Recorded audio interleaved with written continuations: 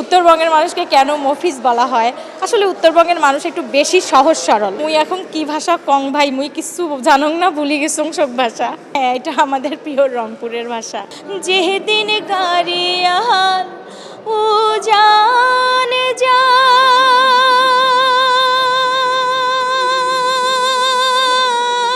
জীবন মানে তো যন্ত্রণা, বেঁচে থাকতে বোধহয় শেষ হবে না।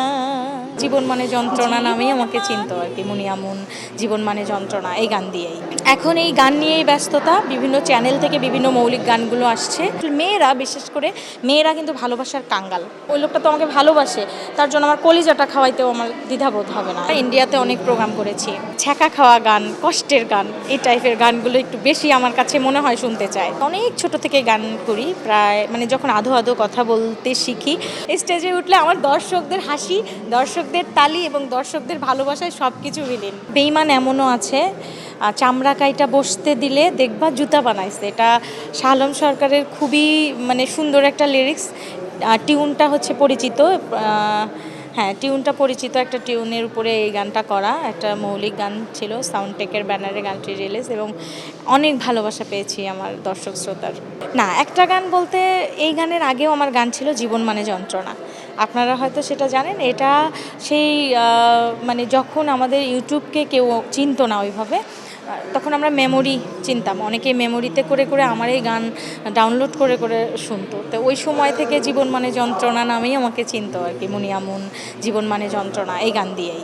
তারপরে হ্যাঁ, তারপরে অসংখ্য গান করেছি।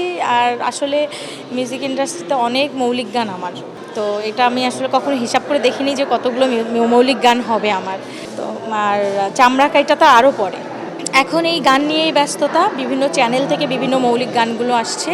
আর এখন তো আসলে প্রোগ্রামের সিজন, টুকটাক প্রোগ্রাম চলছে, অনেক অনেক আছে। আমি জানেন হয়তো বা ইন্ডিয়াতে অনেক প্রোগ্রাম করেছি, আসামে অনেক প্রোগ্রাম করেছি। আমার আসামে এমনও হয়েছে যে টিকিট কেটে প্রায় 10 থেকে 12 হাজারেরও বেশি প্লাস, তারও প্লাস মানে দর্শক আমাকে দেখতে এসছিল।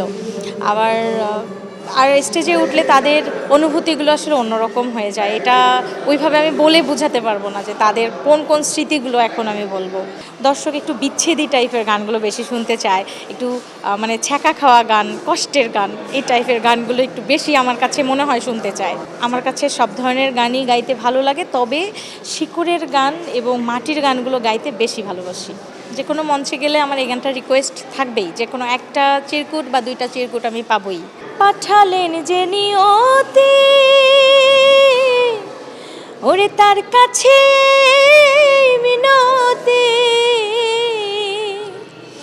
এই জীবন আর আমি চাই না, জীবন মানে তো যন্ত্রণা, বেঁচে থাকতে বোধহয় শেষ হবে না, জীবন মানে তো যন্ত্রণা, বেঁচে থাকতে বোধহয় শেষ হবে না। আসলে কিভাবে সম্ভব জানি না, এটা গড গিফটেড, আল্লাহ প্রদত্ত আমি মনে করি। কারণ আল্লাহ পাক সবাইকে সুর দেন না, যাকে আল্লাহ ভালোবাসে তাকেই সুর দেন। তো আমার এটা ফ্যামিলি থেকে আসা। আমি অনেক ছোট থেকে গান করি, প্রায় মানে যখন আধো আধো কথা বলতে শিখি তখন থেকে আমাদের আঞ্চলিক ভাওয়াইয়া গান, আমার হোম ডিস্ট্রিক্ট রংপুর, হ্যাঁ দেশ রংপুর। তো আঞ্চলিক ভাওয়াইয়া গানটার প্রতি আমি একটু মানে গায়কির প্রতি একটু দুর্বল, বা আমাকে ওই প্রথম ছোট থেকে ওইটা একটু শেখানো হয়তো, আমি আমার ফুপির কাছে হাতে করি। তো এই থেকে গানে আসা। ওহ কি গাড়িয়াল ভাই, হাকাও গাড়ি তুই চিল মারির বন দরে রে, যেদিন গাড়িয়াল ও জানে যা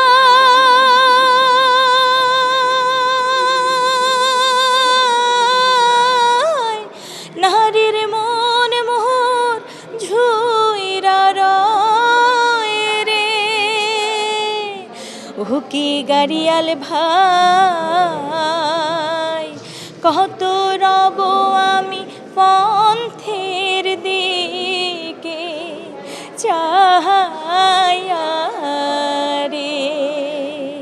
আসলে শিল্পীদের শীত লাগে না, সবচেয়ে বড় ব্যাপার যখন আমরা স্টেজে উঠি দেখবেন আমরা চাদর জ্যাকেট সব কিছু কিন্তু নিচে রেখে স্টেজে উঠি। আর আমরা যখন স্টেজটাকে গান গাওয়া শুরু করি তখন আমাদের শীত যে কোথায় পালিয়ে যায়। তো অভিজ্ঞতা বলতে মানে অনেক কুয়াশা ভরা শীতেও আমরা প্রোগ্রাম করেছি, অনেক বৃষ্টির মধ্যেও আমরা প্রোগ্রাম করেছি। আর বৃষ্টি যখন হয় বা শীত যখন হয় আমাদের কাছে ওটা কিছুই মনে হয় না। স্টেজে উঠলে আমার দর্শকদের হাসি, দর্শকদের তালি এবং দর্শকদের ভালোবাসায় সব কিছু বিলীন, মানে ওটা কোনো কিছু মনে হয় না আর কি। শীত বর্ষা এগুলো কিছু মনে হয় না। খেজুরের রস খেয়েছেন? তবে খাইনি এবছর, খাওয়ার ইচ্ছা আছে। আগামী মানে জানুয়ারির 16 তারিখে আমার একটা প্রোগ্রাম আছে ঝিনাইদহ। ওরা আমাকে বলেছে যে আপু আসলে খেজুরের রস এবং খেজুরের গুড়ের পিঠা খাওয়াবো, ইনশাল্লাহ যদি যাওয়া হয় ইনশাল্লাহ খাওয়া হবে। মুই এখন কি ভাষা কং ভাই, মুই কিছু জানং না, ভুলি গেছং সব ভাষা। হ্যাঁ, এটা আমাদের প্রিয় রংপুরের ভাষা। আমার পিঠার মধ্যে পিঠা পছন্দ হচ্ছে পুলি পিঠা, আর পাটিসাপটাটা একটু পছন্দ করি, আর ঝাল পুলিটা ভালো লাগে। ভালোবাসাটা আসলে শ্রদ্ধার জিনিস, আর ভালোবাসা ভালো রাখার জিনিস। আর যারা ভালো রাখতে পারে তারাই ভালোবাসতে পারে। আমি জানি না ভালোবাসার সংজ্ঞা কী। মেয়েরা নারী হিসাবে জীবনসঙ্গী চায় হচ্ছে খুব কেয়ারিং হবে, তাদেরকে বুঝবে।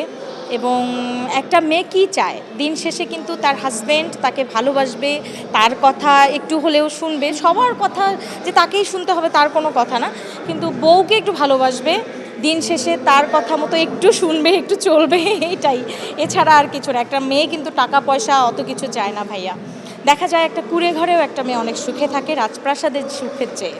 যে তার সব সময় মানে কেয়ার নেবে সব বিষয়ে, শুধু মানে কোথাও যাচ্ছি এটা করো না এসব না, ভালোবাসার দিকটাও যেন কেয়ারিং থাকে। ভালোবাসার মানুষ কিন্তু আসলে মেয়েরা, বিশেষ করে মেয়েরা কিন্তু ভালোবাসার কাঙ্গাল। একটু ভালোবাসার জন্য মানুষ অনেক কিছু করতে পারে। হ্যাঁ, বিশেষ করে মেয়েরা একটু মানে জানি না কে কেমন কিছু, আমি একটু ভালোবাসার কাঙ্গাল বেশি মনে হয়। আমি যারা আমাকে ইগনোর করে আমি তাদের কাছ থেকে ভালোবাসাটা খুঁজতে যাই না, কোনো দিনও যাই না।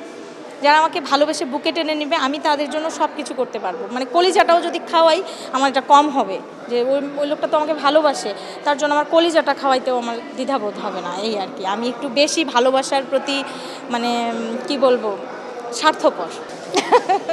ভাইয়া, এটার সঙ্গে আমি এর আগে কোথাও দেইনি, আজকে দিচ্ছি। মির্জাফের এত সুন্দর একটা আয়োজনে এসে যে উত্তরবঙ্গের মানুষকে কেন মফিজ বলা হয়, আসলে উত্তরবঙ্গের মানুষ একটু বেশি সহজ সরল, এটা আমার জানা মতে।